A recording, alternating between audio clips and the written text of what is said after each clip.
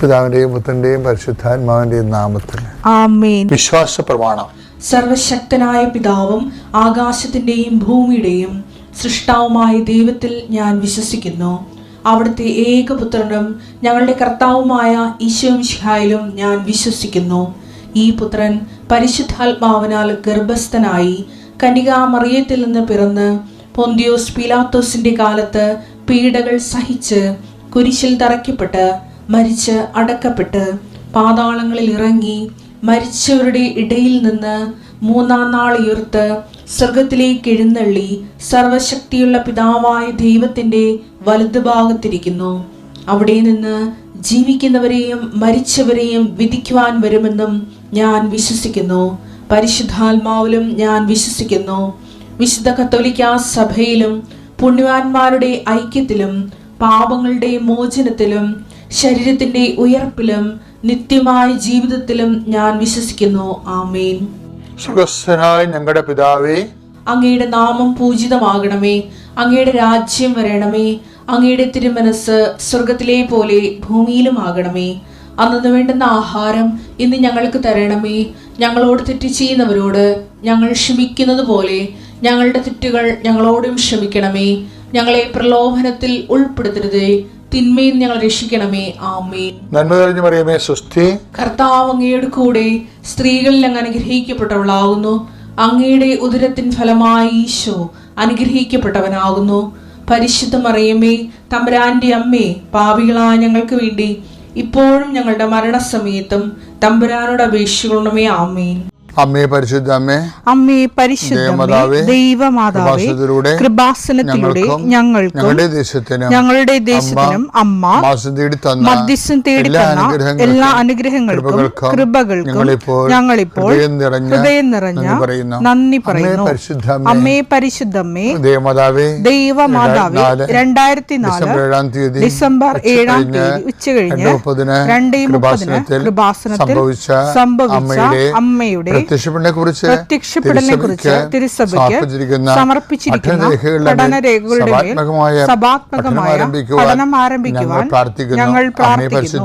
അമ്മേ പരിശുദ്ധമേ, ഭൂസ്വർലോകങ്ങളുടെ രാജ്ഞിയായ അങ്ങേയ്ക്ക് ഭൗമസംരക്ഷണത്തിനായി പ്രപഞ്ചപ്രകൃതിയെ തന്നെ തിരുസഭ പ്രതിഷ്ഠിക്കുവാൻ ഈ പ്രത്യക്ഷീകരണം വഴി ഇടയാക്കണമേ. പരിശുദ്ധമേ, ജപമാല മാതാവേ, സകല കൃപാസനം പ്രാർത്ഥനയോടും ഞങ്ങളിപ്പോൾ പ്രാർത്ഥിക്കുന്ന ഈ കുടുംബത്തിന്റെ പ്രത്യേക നിയോഗം പറ മക്കളെ.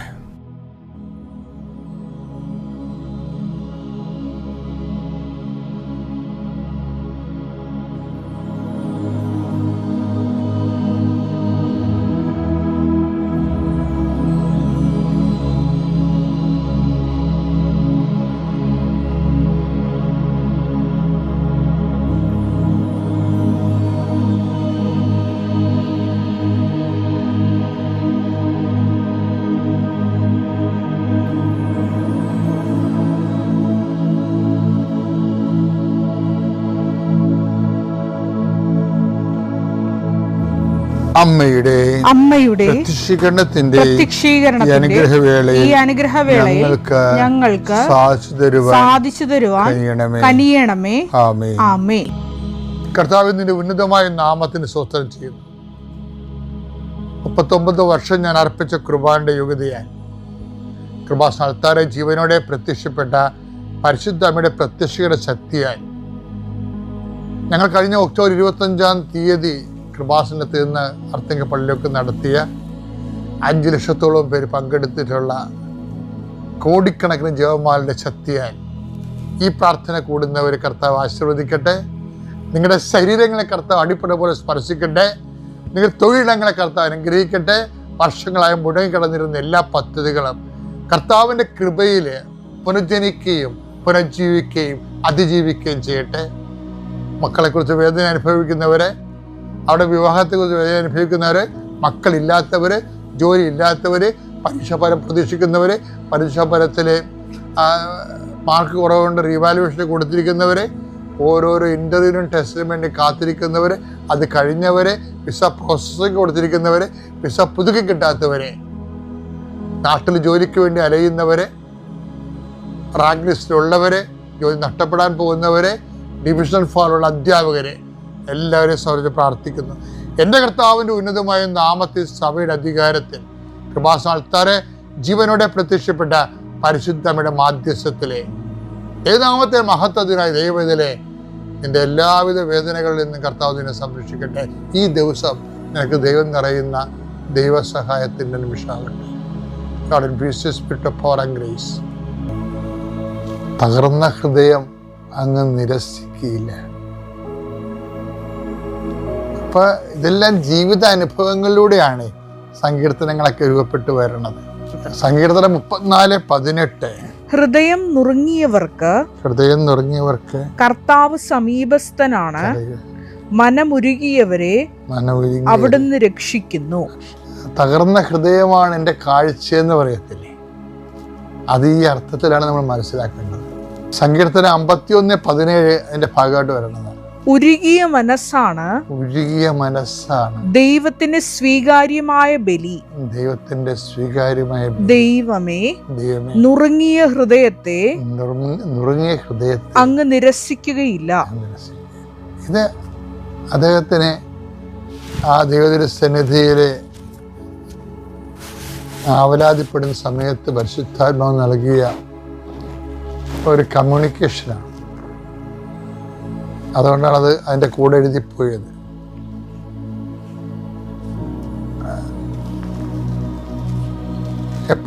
ഇപ്പോഴ് നമ്മൾക്ക് യഥാർത്ഥ ഇസ്രായേലിനായിട്ടൊക്കെ ജീവിക്കാം. വചനം ചോദിക്കുന്നൊരു സംഭവമുണ്ടേ, ഏശാവിനെ ഞാൻ വെറുത്തു, യാക്കോബിനെ ഞാൻ സ്നേഹിച്ചു എന്നില്ലേ. ഈ യാക്കോബ് കാപട്യക്കാരനാണെന്നല്ല പറഞ്ഞത്, അയാളെ പിന്നെ ദൈവം സ്നേഹിച്ചു എന്ന് പറയാൻ കാരണം എന്താ? റോമ 9:13 യാക്കോബിനെ ഞാൻ സ്നേഹിച്ചു. അയാളാണല്ലോ ഇസ്രായേലിയൻ എന്ന് പറയണത്, യഥാർത്ഥ ഇസ്രായേലിയൻ എന്ന് പറയണത്. ആ ഇസ്രായേലിയൻ ആദ്യത്തെ ഇസ്രായേലിയൻ അദ്ദേഹമാണ്. അദ്ദേഹം കാപട്യക്കാരനാണെന്നാണ് പറയണത് കർത്താവ് നഥാനിയലിനെ ഉദ്ധരിച്ചുകൊണ്ട്. പക്ഷെ എങ്കിലും യാക്കോബിനെ ഞാൻ സ്നേഹിച്ചു എന്ന് പറയണ്ട. അപ്പൊ കാപട്യത്തെക്കാൾ ഉപരി അയാൾക്ക് അതിനെക്കുറിച്ചൊന്നും ഉറക്കം ഉണ്ടാകും ചിലപ്പോൾ ഹൃദയത്തിന്. ഗതികേട് കൊണ്ട് ചിലപ്പോൾ അയാളെ അങ്ങനെ ജീവിച്ചതായിരിക്കും ചിലപ്പോൾ. അതിനുശേഷം അയാൾക്ക് കണ്ണീരുണ്ടാവും. ബഥേലിലേക്ക് സ്വപ്നം കഴിയുമ്പോൾ അയാൾ ആ തൈലം ആ കരിങ്കൽ കഷ്ണത്തിൽ തൈലം പൂശിയിട്ട് കർത്താവിനെ പ്രതിഷ്ഠിക്കണില്ലേ. അപ്പൊ എല്ലാ ജീവിതത്തിന്റെ കാലാവസ്ഥകളിലും ദൈവത്തെ അവലംബിച്ചു പോകുന്നൊരു അവസ്ഥ യാക്കോബിന്റെ ജീവിതത്തിലെല്ലാം കാണാൻ പറ്റും. അവിടെ നമുക്ക് വരുന്നൊരു വിഷയം, യേശാവിനെ ഞാൻ വെറുത്തു, യാക്കോബിനെ ഞാൻ സ്നേഹിച്ചു. പക്ഷെ ഈശോ പറയും, ഈശോന്റെ കാലം വരുമ്പോഴും അയാള് ഹിപ്പോക്രാറ്റ്സിന്റെ ലിസ്റ്റിലാണ് അയാൾ ഉള്ളത്. ഹിപ്പോക്രാറ്റ്സിനെ ദൈവം സ്നേഹിക്കുന്നു എന്ന് വെച്ചാൽ, ഞാൻ എന്താ ഇതിപ്പം നിങ്ങളോട് പറഞ്ഞതെന്ന് വെച്ച് കഴിഞ്ഞാലേ, നിങ്ങൾക്ക് ആവശ്യമില്ലാത്ത കുറ്റബോധം ഉണ്ടാകും. കൈബദ്ധങ്ങൾക്ക് ജീവിതത്തിൽ ചില സമയത്ത് വന്നാൽ ഹൃദയനുറുക്കം ഉണ്ടാകണം, അത്രേ ഉള്ളൂ. ഹൃദയനുറുക്കം എന്ന് പറയുമ്പോഴേ വീണ്ടും വീണ്ടും നിങ്ങൾക്ക് പറ്റിയ അബദ്ധം ആവർത്തിച്ച് ദൈവത്തെ മാറ്റി നിർത്തിക്കൊണ്ട് ഒരു ജീവിതം ക്രമീകരിക്കുകയല്ല, മറിച്ച് എന്തെങ്കിലും ഒരു ദൈവത്തിൽ നിരക്കാത്ത ഒരു ചെറുതായ കാര്യമാണെങ്കിലും ഈ അനുതാപം ഒരു പ്രധാനപ്പെട്ട കാര്യമാണ്. പല ആൾക്കാർക്കും ആധ്യാത്മിക വരൾച്ച വരാൻ കാരണം അതിൻ്റെ അന്തസത്തയായ അനുതാപം ദൈവസ്നേഹത്തോടു കൂടി അദ്ദേഹത്തിന് ഇല്ലാത്തതും, ഈ വിഷയങ്ങൾ വീണ്ടും വീണ്ടും ആവർത്തിക്കാൻ വേണ്ടി അദ്ദേഹം ഉള്ളിൽ തീരുമാനിക്കുന്നത് കൊണ്ടും ദൈവത്തിൻ്റെ കണ്ണിൽ ഒരു പൊടിയിട്ട് തൽക്കാലത്തേക്ക് ഇങ്ങനെ കഴിഞ്ഞുകൂടുക എന്നുള്ള മിനിമം പരിപാടി ആയതുകൊണ്ടാണ്. ഉടമ്പടിക്കാരോടാണ് ഞാൻ ഇത്രയും കർക്കശമായിട്ട് സംസാരിക്കണത്.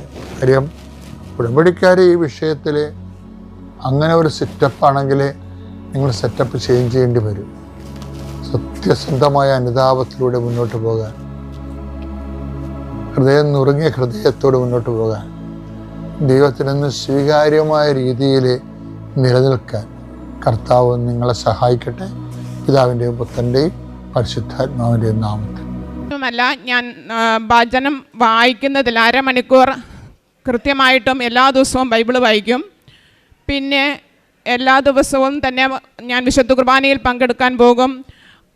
ജപമാല ചെല്ലുവാണെങ്കിൽ ആദ്യമൊക്കെ എനിക്ക് ഒരു ജപമാലയായിരുന്നു ഞാൻ ചൊല്ലിക്കൊണ്ടിരുന്നത്. ജപമാല ചെല്ലും, സന്ധ്യാസമയത്തെ കുരിശ് വരയ്ക്കും, അതങ്ങനെ എന്നും തന്നെ പോയിക്കൊണ്ടിരുന്നു. പിന്നീട് ഞാൻ ഒരു ജപമാല എനിക്ക് ചെല്ലാൻ പറ്റത്തില്ല. പിന്നെ ഞാൻ ആ 4 ജപമാലയും, അതായത് സന്തോഷത്തിൻ്റെയും പ്രകാശത്തിൻ്റെയും ദുഃഖത്തിൻ്റെയും മഹിമയുടെയും രഹസ്യങ്ങൾ എനിക്ക് ഒരേ ഇരിപ്പിൽ തന്നെ കണ്ടിന്യൂസ് ചെല്ലാൻ തുടങ്ങി. അങ്ങനെ ഞാൻ നിരന്തരമായി പ്രാർത്ഥിച്ചതിന് ശേഷം ഈ പ്രാർത്ഥനകളെല്ലാം എത്തിയിട്ടും എന്തുകൊണ്ടാണ് എൻ്റെ സ്ഥലം വിൽക്കാത്തതെന്ന് ഞാൻ പരിശുദ്ധ അമ്മയോട്, കൃപാസന മാതാവിൻ്റെ ഫോട്ടോ ഞാൻ ഇവിടുന്ന് വാങ്ങി വീട്ടിൽ കൊണ്ട് വെച്ചിട്ടുണ്ടായിരുന്നു. അമ്മയുടെ അടുക്ക് നിന്നും കരഞ്ഞെന്ന് ചോദിക്കും, അമ്മ എന്തുകൊണ്ടാണ് ഇത്രയൊക്കെ ഞാൻ ചെയ്തിട്ടും എൻ്റെ സ്ഥലവും വീടും കൂടെ എന്തുകൊണ്ട് വിറ്റുപോയില്ല? അപ്പോൾ വീണ്ടും എനിക്ക് പ്രാർത്ഥിക്കാൻ, നീ പ്രാർത്ഥിക്കുക എന്നുള്ള ഒരു സന്ദേശമാണ് വീണ്ടും എനിക്ക് കിട്ടിക്കൊണ്ടിരുന്നത്. അവസാനം ഞാൻ സെപ്റ്റംബർ മാസത്തിൽ 8 നോയമ്പിന് ഞാൻ മാതാവിനോട്, അമ്മയോട് പറഞ്ഞു, അമ്മയുടെ ഫോട്ടോ എടുക്കെടുക്കുമെന്ന് വെച്ച് പറഞ്ഞു, അമ്മേ 8 നോയമ്പിന് എനിക്കൊരു സമ്മാനം തരണം. 8ാമത്തെ ദിവസം ഞാൻ സമ്മാനത്തിന് വേണ്ടി പ്രതീക്ഷിച്ചുകൊണ്ടിരുന്നു. 8ാമത്തെ ദിവസം എനിക്ക് സമ്മാനമൊന്നും കിട്ടിയില്ല. വീണ്ടും എനിക്ക് അപ്പം തന്നെ സെപ്റ്റംബർ 30-ാം തീയതി എൻ്റെ മനസ്സിൽ തോന്നുകയാണ്, ഒക്ടോബർ മാസവും എൻ്റെ മാസം തന്നെയാണ്, അതുകൊണ്ട് നീ എന്നോട് വീണ്ടും പ്രാർത്ഥിക്കുക എന്നുള്ളൊരു മെസ്സേജ് പോലെ എനിക്ക് തോന്നി. ഞാൻ വീണ്ടും ജപമാല ചൊല്ലി തന്നെ പ്രാർത്ഥിച്ചുകൊണ്ടിരുന്നു. അപ്പോൾ എനിക്ക് വീണ്ടും ഒക്ടോബർ 3-ാം തീയതി ഒരാൾ ഈ സ്ഥലത്തിന് പേര് വരികയും അവർ വന്നിട്ട് ഈ കച്ചവടം ഉറപ്പിക്കുകയും ചെയ്തു. പക്ഷേ കച്ചവടം ഉറപ്പിക്കുന്ന സമയത്ത് ഞങ്ങൾ പ്രസൻറ്റിൽ ആ സ്ഥലത്ത് ഉണ്ടായിരുന്നില്ല. പകരം എൻ്റെ ബ്രദറാണ് ആ സ്ഥലത്ത്. അന്നേരം അവിചാരിതമായിട്ട് പോയതാണ് ആ സ്ഥലത്ത്. അങ്ങനെ അവിടെ വെച്ച് കച്ചവടം നടക്കുകയും ബാംഗ്ലൂരിൽ നിന്ന് വന്ന ഒരു വ്യക്തിയാണ് ആ സ്ഥലം വാങ്ങാനിടയായത്. ഇത്രയും വലിയ അനുഗ്രഹം തന്ന പരിശുദ്ധ അമ്മയ്ക്കും തിരുക്കുമാരനും 1000 നന്ദി. പിന്നെ ഞാൻ ഈ നടക്കാതെ വരുന്നിരുന്ന ആ സമയത്ത് ഞാൻ ഒക്ടോബർ മാസത്തിൽ പരിശുദ്ധ അമ്മയുടെ അടുക്കൽ 1000 പ്രാവശ്യം ആവേ മരിയ ആവേ മരിയ എന്ന് പേപ്പറിനകത്ത് കീറി എഴുതിയിട്ടിട്ട് അത് തുമ്മിൽ കൂട്ടിച്ചേർത്ത് പിടിപ്പിച്ചിട്ട് ഒരു മാലയായി പരിശുദ്ധ അമ്മയുടെ മുൻപിൽ സമർപ്പിക്കുകയുണ്ടായി.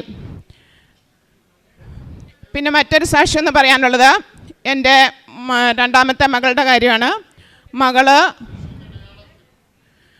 10ാം ക്ലാസ്സിൽ പരീക്ഷയ്ക്ക് പഠിച്ചുകൊണ്ടിരുന്ന സമയത്ത് അവൾക്ക് സയൻസ് പരീക്ഷ ഭയങ്കര പാടായിരുന്നു.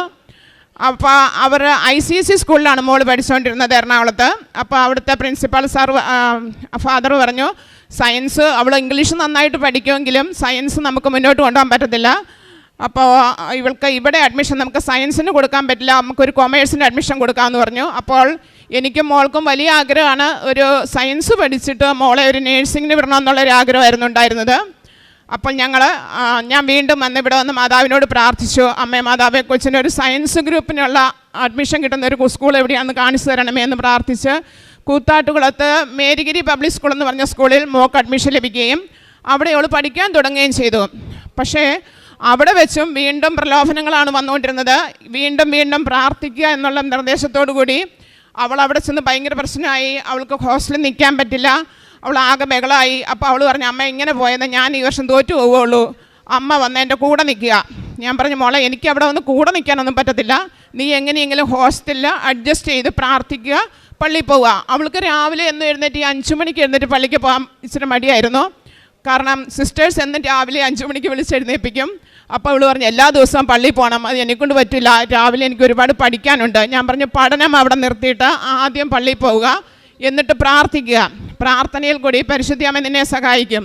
അങ്ങനെ ഞാൻ പറഞ്ഞ് അവൾ കുറച്ച് ദിവസമൊക്കെ കഴിഞ്ഞ് ലാസ്റ്റ് പരീക്ഷയുടെ സമയമായി. അപ്പോഴും അവൾക്കൊരു ശകലം ധൈര്യമുണ്ട്, എന്തൊക്കെയോ എഴുതാൻ പറ്റുമായിരിക്കും എന്നുള്ളൊരു പ്രതീക്ഷയേ ഉള്ളൂ.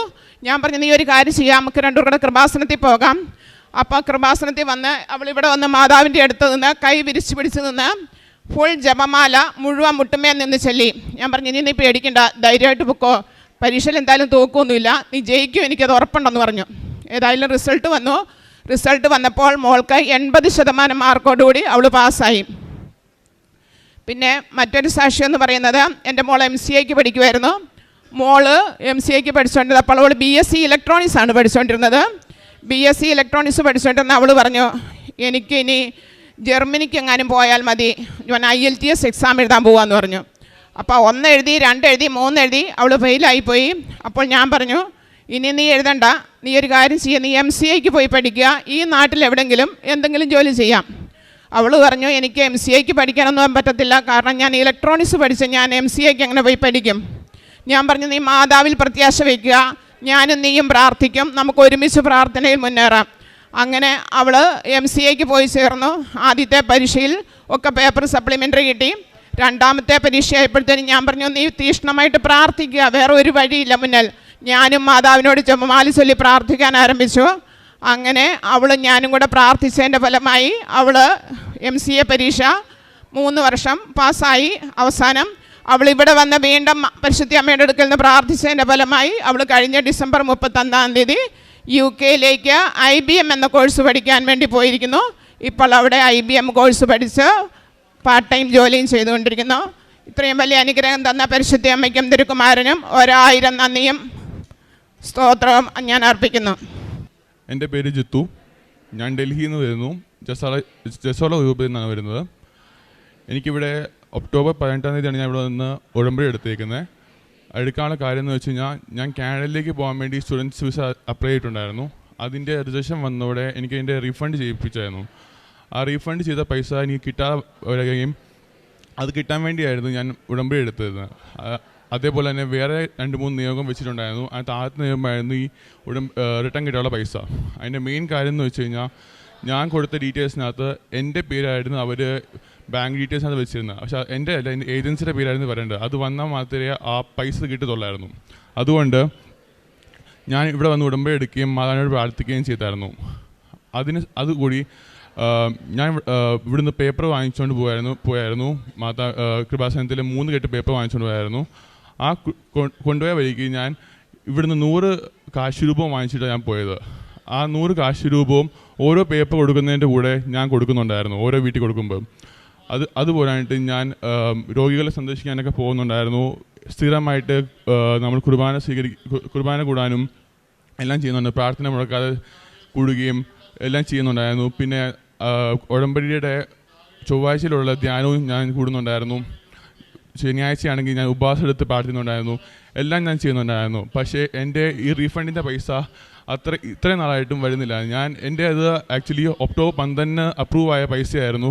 പക്ഷേ ആ ഡീറ്റെയിൽസിൻ്റെ തെറ്റ് കാരണം അത് നവംബറായിട്ടും ഡിസംബറായിട്ടും എനിക്ക് വന്നില്ല ഇതുവരെയായിട്ടും. അപ്പോൾ ഞാൻ ഏജൻസിയോട് പറഞ്ഞു, ഞാൻ ലീഗലി മൂവ് ചെയ്യാൻ വേണ്ടി പോവുകയാണ്, അല്ലെങ്കിൽ എനിക്ക് എന്തെങ്കിലും ചെയ്യണം എന്നൊക്കെ ഞാൻ പറഞ്ഞു. പക്ഷേ അവർ നിങ്ങളുടെ ഇഷ്ടമുള്ള നിങ്ങൾക്ക് ചെയ്യാം, പക്ഷേ ഞങ്ങളുടെ അടുത്ത് പൈസ കിട്ടാൻ ഞങ്ങൾക്കൊന്നും ചെയ്യാൻ പറ്റില്ലെന്ന് പറഞ്ഞു. ഞാൻ മാതാവിനോട് എന്നും പ്രാർത്ഥിക്കാനുണ്ടായിരുന്നു, മാതാവേ എനിക്ക് ഈ പൈസ കിട്ടിയാൽ എനിക്ക് കടം വാങ്ങിച്ച ആൾക്കാരുടെ അടുത്തും അല്ലെങ്കിൽ ഈ ലോൺ എടുത്തതിനൊക്കെ പൈസ തിരിച്ചടയ്ക്കാൻ പറ്റുള്ളൂ. ഞാൻ മാതാവിനെ പ്രാർത്ഥിച്ചിട്ട് ഞാനിവിടെ ഡിസംബർ 10 ആയപ്പോൾ ഞാനിവിടെ ഒന്നുകൂടെ വന്നു. അച്ഛനെ കണ്ടു ഞങ്ങൾ പ്രാർത്ഥിച്ചു. അപ്പോൾ അച്ഛനോട് പറഞ്ഞു, നീ നിൻ്റെ പ്രാർത്ഥന ഒന്നും മുടക്കുകയൊന്നും വേണ്ട, അതേപോലെ പ്രാർത്ഥിക്കുക, നിൻ്റെ ഈ പൈസ കിട്ടാനുള്ള ഈ ബന്ധനം അത് മാറും എന്ന് അച്ഛൻ പറഞ്ഞു. ഞാൻ ഇവിടുന്ന് പിന്നെയും ഞാൻ 3 കെട്ട് പേപ്പർ പിന്നെയും വാങ്ങിച്ചുകൊണ്ട് ഞാൻ പോയി. 10 വന്നു. 11-നും 15-നും എനിക്ക് പേപ്പർ കൊടുക്കാൻ പറ്റിയില്ല. പക്ഷേ 13 ഒരു ഉച്ച കഴിഞ്ഞപ്പോഴത്തേക്ക് ഞാൻ പേപ്പർ കൊടുക്കാൻ വേണ്ടി തുടങ്ങി. ബൈക്കിലാണ് ഞാൻ കൊടുക്കുന്നത്, ഓരോ വീട്ടിൽ കൊടുക്കുക ചെയ്തുകൊണ്ടിരിക്കുന്നത്. അപ്പോൾ കൊടുത്തുകൊണ്ടിരിക്കുന്ന വരെയും ഒരു 5:30 സമയം ആയപ്പോഴത്തേക്കും എൻ്റെ ഏജൻസിക്ക് ഒരു ഫോൺ വന്നു. നിൻ്റെ ആ പൈസയുടെ ഇത് ക്ലിയർ ആയിട്ടുണ്ട്, അത് ബാങ്കിൻ്റെ സസ്പെൻസ് അക്കൗണ്ടിൽ വന്ന് കിടപ്പുണ്ട്, ആ പൈസ നമുക്ക് 2 അല്ലെങ്കിൽ 3 ദിവസത്തിനുള്ളിൽ നമുക്ക് തിരിച്ചു കിട്ടുമെന്ന്. ഞാൻ എല്ലാ പേപ്പറും ഓരോ പേപ്പർ കൊടുക്കുന്നതിന് മുമ്പും ഞാൻ അമ്മയോട് പ്രാർത്ഥിക്കാനുണ്ടായിരുന്നു, പൈസ കിട്ടുന്നേ വേറെ തന്നെ കിട്ടണേ എന്ന് പറഞ്ഞിട്ട്. അത് മൊത്തം 3 കെട്ട് പേപ്പർ കൊണ്ടുപോയി 2.5 കെട്ട് പേപ്പർ തീരുന്നതിന് മുമ്പ് തീർത്തപ്പോൾ തന്നെ എനിക്ക് അവിടുന്ന് കോൾ വന്നു, ഈ പൈസ നമുക്ക് തിരിച്ചു കിട്ടും, 2 അല്ലെങ്കിൽ 3 ദിവസം നമുക്ക് അക്കൗണ്ടിൽ കയറുന്നു പറഞ്ഞു. അതായത് എൻ്റെ ഒന്നാമത്തെ നിയോഗം ഞാൻ സമർപ്പിച്ചത്, അതെനിക്ക് മാതാവ് സാധിച്ചു തന്നു. രണ്ടാമത്തെ നിയോഗം സമർപ്പിച്ചത് എൻ്റെ UK പോകാൻ വേണ്ടിയുള്ള വിസയുടെ കാര്യത്തിന് വേണ്ടിയായിരുന്നു. കാനഡയിൽ നിന്ന് പോകാൻ വേണ്ടിയുള്ള റിജക്ഷൻ വന്നതുകൊണ്ട് എനിക്ക് ഉറപ്പായിരുന്നു ഇനി അങ്ങോട്ട് പോകാൻ വേണ്ടി കിട്ടാൻ പാടായിരിക്കും. അതുകൊണ്ട് ഞാൻ അവിടുന്ന് റീഫണ്ട് ചെയ്ത പൈസ വെച്ച് തന്നെയാണ് ഞാൻ UK കൊടുത്തത്. പക്ഷേ ഇപ്രാവശ്യം കൊടുത്തപ്പോൾ എല്ലാം പേപ്പർ കൊടുത്തുകൊണ്ടിരുന്നപ്പോഴും ഞാൻ മാതാവിനോട് പ്രാർത്ഥിച്ചതാണ് കൊടുത്തുകൊണ്ടിരുന്നത്. അപ്പം ഇപ്രാവശ്യം ഞാൻ വിസയ്ക്ക് അപ്ലൈ ചെയ്യാൻ വേണ്ടി പോകുന്നതിന് മുമ്പ് ഒരു ക്യാഷിനൊരു പേപ്പറുണ്ട്. ക്യാഷിൻ്റെ പേപ്പർ കിട്ടാൻ വേണ്ടി മിനിമം ഒരാഴ്ച അല്ലെങ്കിൽ ഒരു 10 ദിവസം എടുക്കുന്ന സംഭവമാണ്. പക്ഷേ ഞാൻ ഇത് 2-ം തീയതി അപ്ലൈ ചെയ്തിട്ട് ഞാൻ മാതാവിനെ പ്രാർത്ഥിച്ചു, മാതാവേ എൻ്റെ അവസാന ദിവസം 3-ം തീയതിയാണ്, പൈസ കിട്ടിയ അത് കഴിഞ്ഞിട്ടാണ് ചെയ്തത്. അപ്പം 2-ം തീയതിയാണ് എൻ്റെ 3-ം തീയതി എൻ്റെ അവസാന ദിവസം. ഞാൻ 2-ം തീയതി അപ്ലൈ ചെയ്യുകയാണ്, മാതാവേ ഇത് പെട്ടെന്ന് തന്നെ ചെയ്തു തരാമെന്ന് പറഞ്ഞു. ഞാൻ ഇത് കൊടുത്തതിൻ്റെ അടുത്ത ദിവസം ഉച്ചയായപ്പോഴത്തേക്ക് എനിക്ക് മെയിൽ വന്നു, നിനക്ക് ക്യാഷിൻ്റെ പേപ്പർ കിട്ടിയെന്ന് പറഞ്ഞിട്ട്. അത് കഴിഞ്ഞിട്ട് ഞാൻ 12-ം തീയതിയാണ് ഞാൻ വിസയ്ക്ക് അപ്ലൈ ചെയ്യാൻ വേണ്ടി പോകുന്നത്. അന്ന് ഞാൻ വിസയ്ക്ക് അപ്ലൈ ചെയ്യാൻ വേണ്ടി പോയപ്പം അവിടുത്തെ വിസ ഓഫീസിൻ്റെ പുറത്ത് ഞാൻ ഇവിടുന്ന് കിട്ടിയ ഉപ്പും കൊണ്ടാണ് പോയത്. ഞാൻ മാതാവിനെ ഇത്രയും പ്രാർത്ഥിച്ചായിരുന്നു, മാതാവേ ഈ വിസ ഓഫീസ് എനിക്ക് ഇനിയും ഇങ്ങോട്ട് വരാൻ വേണ്ടി ഒരു അവസരം ഉണ്ടാക്കി തരല്ലേ, ഞാൻ ഇവിടുന്ന് ഇനി എന്താ വിസ അപ്രൂവ് ആയിട്ട് ഞാൻ ഇവിടുന്ന് പോകത്തുള്ളൂ എന്ന് ഞാൻ പ്രാർത്ഥിച്ചാൽ ഞാൻ അവിടെ ഉപ്പ് സമർപ്പിച്ചിട്ടാണ് ഞാൻ പോകുന്നത്. അത് കഴിഞ്ഞിട്ട് ഒരാഴ്ചയും കൊണ്ട് ഇതിൻ്റെ വിസയുടെ റിസൾട്ട് വരുന്നതാണ്. പക്ഷേ ഒരാഴ്ച കഴിഞ്ഞിട്ടും എൻ്റെ കൂടെ കൊടുത്ത ബാക്കിയുള്ളവർക്കൊക്കെ വിസ വന്നു, പക്ഷേ എൻ്റെ റിസൾട്ടിൻ്റെ ഒരു അപ്ഡേറ്റും വരുന്നില്ലായിരുന്നു. തിങ്കളാഴ്ചയായി, ചൊവ്വാഴ്ചയായി, ബുധനാഴ്ചയായി, എന്നിട്ട് ഒരു അപ്ഡേറ്റും വരുന്നില്ലായിരുന്നു. ബുധനാഴ്ച ആയപ്പോൾ ഞാൻ ഓർത്തു, ഞാൻ ചൊവ്വാഴ്ചയിൽ ധ്യാനം കൂടിയപ്പോൾ എന്നോട് അച്ഛൻ പറഞ്ഞായിരുന്നു നമ്മൾ പൂർണ്ണമായിട്ട് സമർപ്പിച്ച് പ്രാർത്ഥിക്കണമെന്ന്, നമ്മളുടെ കാര്യങ്ങൾ സംഭവിക്കാൻ വേണ്ടി മാതാവിനെ നമ്മൾ പൂർണ്ണമായിട്ട് സമർപ്പിച്ച് പ്രാർത്ഥിക്കണമെന്ന്. ബുധനാഴ്ച ആയപ്പോൾ ഞാൻ ഓർത്തു എൻ്റെ ബാക്കി ഇരുന്ന കുറച്ച് പത്രങ്ങൾ മിച്ചിരിപ്പുണ്ടായിരുന്നു, ആ പത്രങ്ങൾ കൊണ്ട് കൊടുക്കാൻ വേണ്ടി ഞാൻ ഓർത്തു.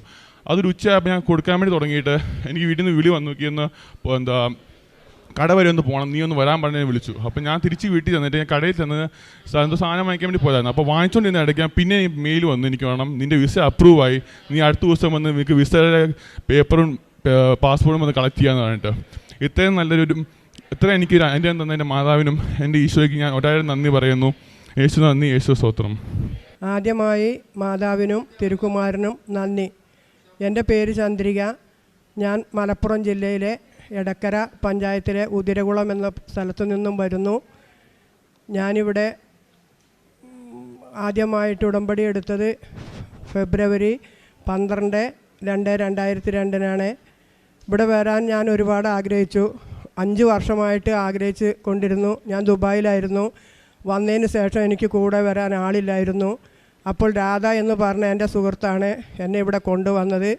എല്ലാ ചിലവും അവളാണ് എടുത്തത്. പിന്നെ എൻ്റെ മകന് വേണ്ടിയിട്ടാണ് ഞാനിവിടെ ഉടമ്പടി എടുത്തത്. 20 വർഷമായിട്ട് മദ്യപാനത്തിന് അടിമയായിരുന്നു.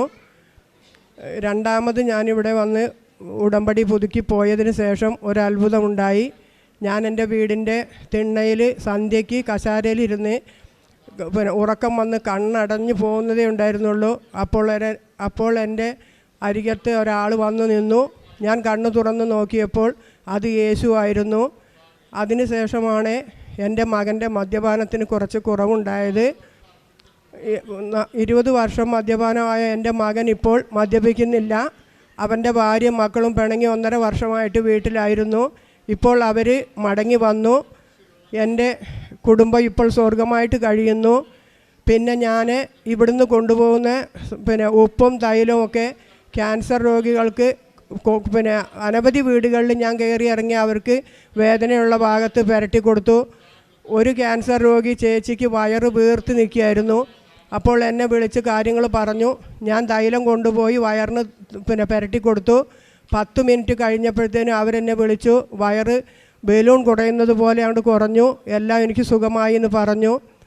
പിന്നെ ഞാൻ 4:30 എണീറ്റ് പ്രാർത്ഥിക്കും. വെളുപ്പിന് രാത്രി ഞാൻ 8:30 പ്രാർത്ഥിക്കും.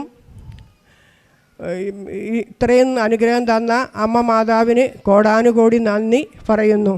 എൻ്റെ പേര് ജിൻസി. ഞങ്ങൾ പറവൂരിൽ നിന്ന് വരുന്നു. ആദ്യമായിട്ട് ഞങ്ങളെ ഈ പുണ്യഭൂമിയിലെത്തിച്ച പരിശുദ്ധ അമ്മയ്ക്കും ഈശോയ്ക്കും 1000 നന്ദി പറയുന്നു. തിരുവചനം പറയുന്നു, ശക്തനായവൻ എൻ്റെ കൂടെയുണ്ട്, എനിക്കെല്ലാം സാധ്യമാണ്.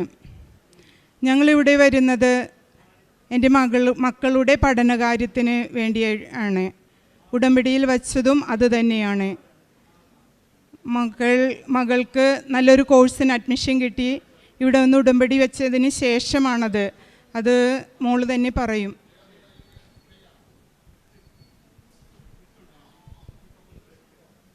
പരിശുദ്ധമ്മയ്ക്കും ഈശോയ്ക്കും നന്ദി. എൻ്റെ പേര് അന്ന. ഞാൻ നോർത്ത് പറവൂരിൽ നിന്നാണ് വരുന്നത്. ഇവിടെ എൻ്റെ അമ്മയാണ് ഉടമ്പടി എടുത്തത്. അമ്മ പറഞ്ഞിട്ടാണ് ഞാൻ കൃപാസനത്തെക്കുറിച്ച് അറിഞ്ഞതും. എനിക്ക് ആദ്യം ഇതിലൊന്നും വലിയ വിശ്വാസം ഉണ്ടായിരുന്നില്ല. ഞാൻ